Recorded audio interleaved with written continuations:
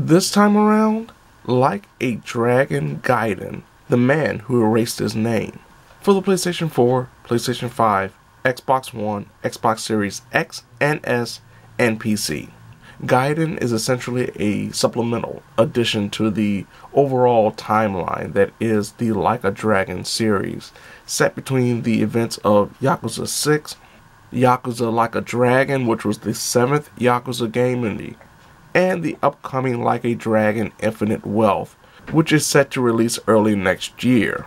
Now, in the end of Yakuza 6, Kazuma Kiryu, the main protagonist of the Yakuza franchise, the Like a Dragon franchise up to that point, faked his death in an effort to protect the orphans he'd been taking care of since the events of Yakuza 3.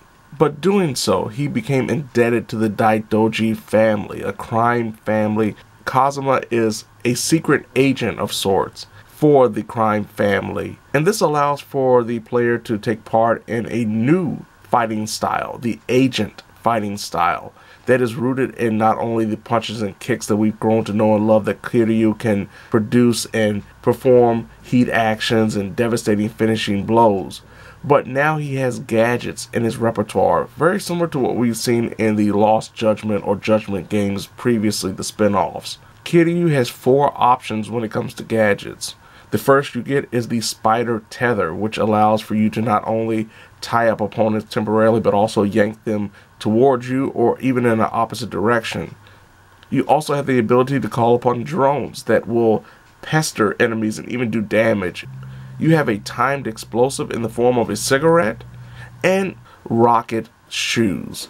Kiryu can activate his rocket shoes to propel around an arena and hit enemies. It is the best, most glorious thing about his new gadgets. And of course, you can upgrade these special abilities. You can have more spider tethers thrown out at one time, as well as explosive cigarettes and drones. And you can make the rocket shoes go on longer. But if you're not too fond of the gadgets, if you're not too fond of the agent fighting style, thankfully the Yakuza style that is rooted in all of the fighting styles that we've grown to know and love from Kiryu is here. You have the beast-like charging attacks. You have the regular punch-kick combos with a finisher at the end. And of course, as I mentioned, you have the heat actions, the ability to activate extreme heat, which will boost your power and speed and durability if you want to utilize all of your heat gauge at one time. Though the agent style does add something to the overall feel of the gameplay, something new, it's still a Yakuza 3D brawler. It's nothing really that much different other than the ability to parry big enemy attacks when they start glowing red. A lot easier and a lot better than in the previous games. Of course, you can switch between these two fighting styles with the touch, in the case once again of the PlayStation 5, the D-pad, by hitting down on it. Though there is some input delay when you try to switch back and forth, especially if you're in mid-combo, which felt a lot smoother in the other games like Yakuza 0 and even Ishin. Now, it must be stated that dodging doesn't feel that effective at first and needs beneficial upgrades as you progress through the story to make it feel like it's worthwhile. Mostly because of the control scheme, as you, in the case of the PlayStation 5, have to hold down the R1 and hit X to perform dodges instead of just hitting the X button like the old games. But this wouldn't be like a Dragon game or a Yakuza game if there wasn't a plethora of things to do.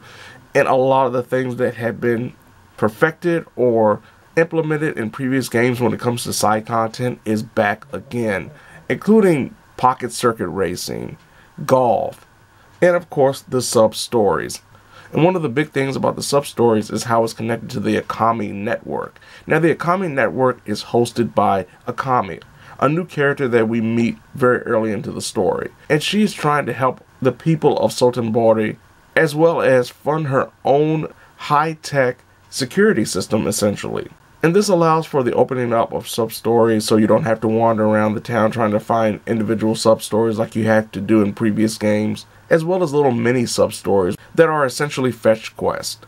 And with the upgrading of the Akami network comes the ability to not only buy impressive items, but also increase the abilities of Kiryu, because there are certain abilities, certain skill trees that are associated with both currency that you have to spend to upgrade and Akami points. So you have to upgrade the Akami network if you want to upgrade Kiryu. Akami also introduces Kiryu to the redone Coliseum, or the castle in this regard. And the castle is this gigantic hub for gambling and fighting, as you have a grandiose version of the Coliseum in the castle, but also gambling dens for every gambling option that has been available in the previous Like a Dragon games. Now, one of the more interesting aspects about the Coliseum is the team battle, where you're able to utilize, very similar to the bandit camps in Like a Dragon Ishin, or even the team scenarios from the previous Yakuza games like Yakuza 6, where you're able to recruit certain characters and hopefully upgrade them to make them more efficient fighters under a time limit, as you all battle for the sake of glory, gaining more fans, gaining popularity, and thus becoming more ranked in the overall castle, from silver to platinum rank. There's also a change when it comes to the Cabaret Club, or the Hostess Club, where they're using live action models instead of in-game models as we've seen in the past. And to a certain extent, it feels a little bit more stoic and wooden, because the characters don't have a natural reaction to some of the actions of Kiryu via the player's choices, compared to the live action's more generalized nature of reactions depending on the scenario. So it doesn't feel as natural or even as exciting. Even though the story is relatively short, only going 5 chapters and lasting anywhere between 12 to 15 hours if you're rushing through everything, there is so much content packed into it from a side objective perspective that it allows the game to really extend its wings and give you a playtime that is worthy of 30 to 40 hours if you want to complete most of, if not everything. And while the story does have its usual twists and turns, even in the short nature of the overall narrative runtime, there is no denying that this has one of the most emotional and heavy endings in the entire franchise. Technically, I haven't had any issues. No hard crashes, no gameplay glitches, no combat glitches, nothing like that. I've had a relatively smooth experience with this game, which I cannot say about Ishin. I remember I had some technical issues with Ishin earlier this year when that was released. This is a really polished experience. If there's one negative about it, it's subjective, and that is the English dub. The dub is not very good in this game, especially with the lead character. Now, I don't want to harp on it too much, because we've seen this happen before, where you have rather inexperienced voice actors getting the opportunity to be the face or the voice of a very prominent character in a specific franchise and then not panning out too well. Overall, Like a Dragon Gaiden is a great addition to the franchise that doesn't overstay its welcome, doesn't outprice itself by being only $50, but it is digital only. So if you are a physical collector, if you like your games on disc, this is not available. It's very similar to when Yakuza 5 was first released before the remastered edition came out many years later. But if you're a fan of the franchise, if you want something of a bite-sized version of the Yakuza games, the Like a Dragon games, before the big one hits in January with Infinite Wealth, this is a perfect appetizer for what is to come, while also being mostly different from what is to come, because of course Infinite Wealth is an RPG. And of course, if you're a fan of the franchise, there's no reason to wait for this. Don't worry about getting it on sale. Get it as soon as you can to enjoy it, especially if you're preparing for Infinite Wealth. And when it's all said and done, more than likely you will feel just like Kiryu, or Joryu, after rocketing around town and beating the skulls in of every thug and punk that tries to stand in his way.